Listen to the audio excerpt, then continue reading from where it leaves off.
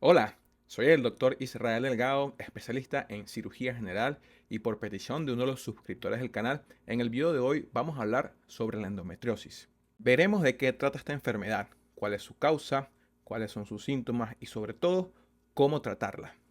Si tú quieres que yo te explique algún tema de cirugía, de medicina o de salud en general, por favor déjalo en los comentarios y con gusto haré un video al respecto. Por ahora, acompáñame.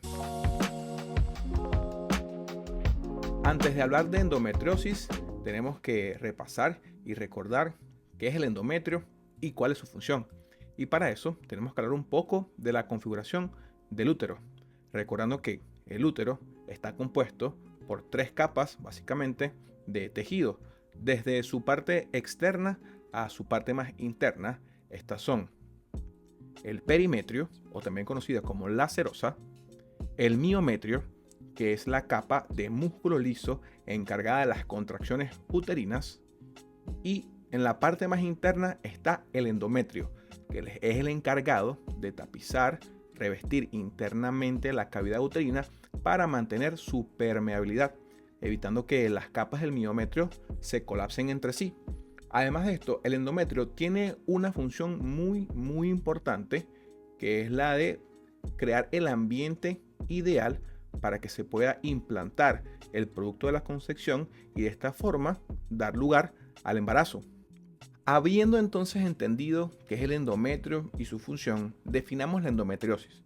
La endometriosis no es más que la presencia de tejido endometrial o similar al endometrial en cualquier lugar fuera de la cavidad intrauterina. A esto también se le conoce como foco endometriósico. Desde el punto de vista histológico, para que sea considerado o catalogado como un foco endometriósico, este tejido tiene que tener dos componentes: tejido glandular endometrial y un estroma. La localización más frecuente de estas lesiones o focos endometriósicos se ubican en los ovarios, en el ligamento ancho del útero, en el fondo del saco uterino tanto anterior como posterior y en última instancia en el ligamento uterosacro. Sin embargo, estas lesiones pueden encontrarse y diseminarse en cualquier parte del organismo.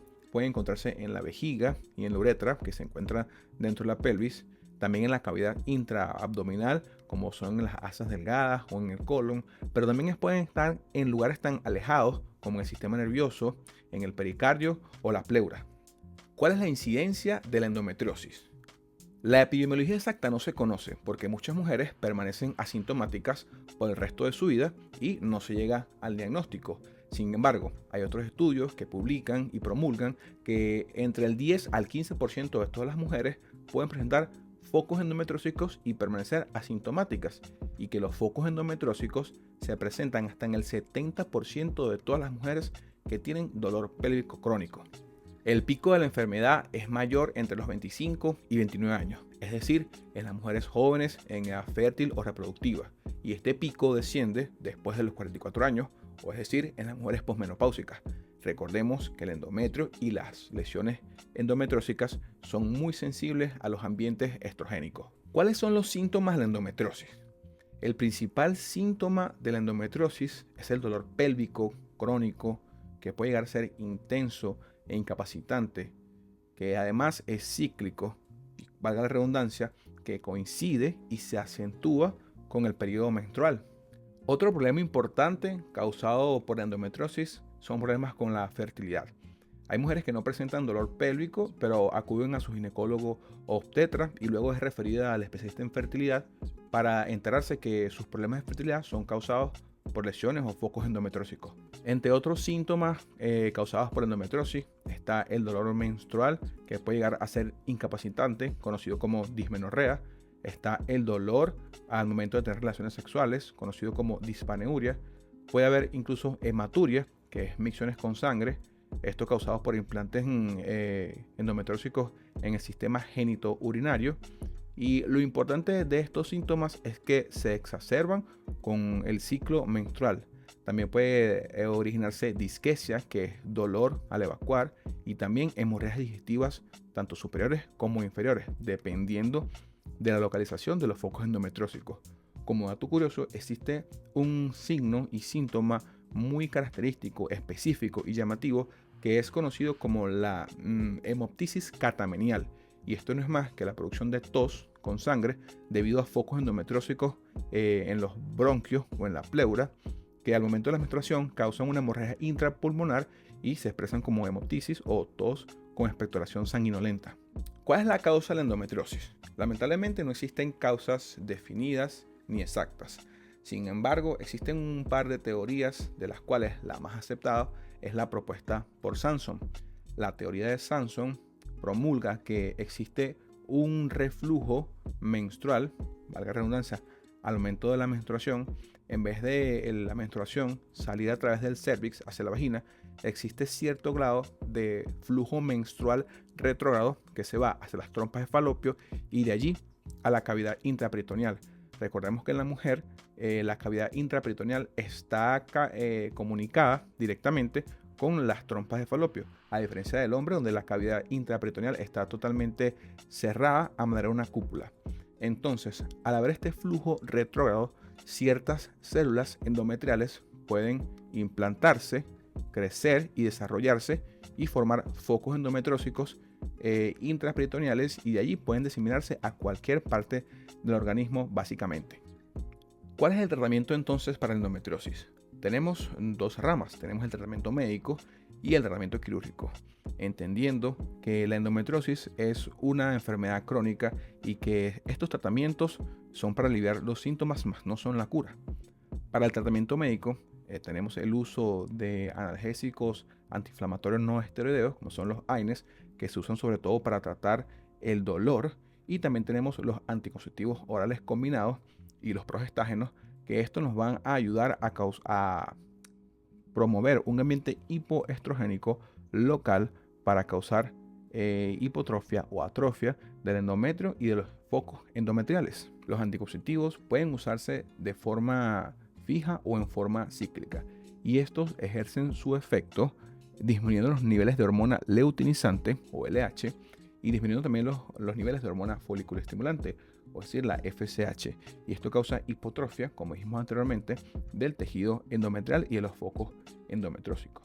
Los progestágenos actúan inhibiendo la ovulación, es decir, creando ciclos anovulatorios y además causando hipotrofia endometrial al unirse a los receptores de progestágeno endometriales locales, causando hipotrofia endometrial. Por la parte del tratamiento quirúrgico, este es reservado cuando hay falla del tratamiento médico.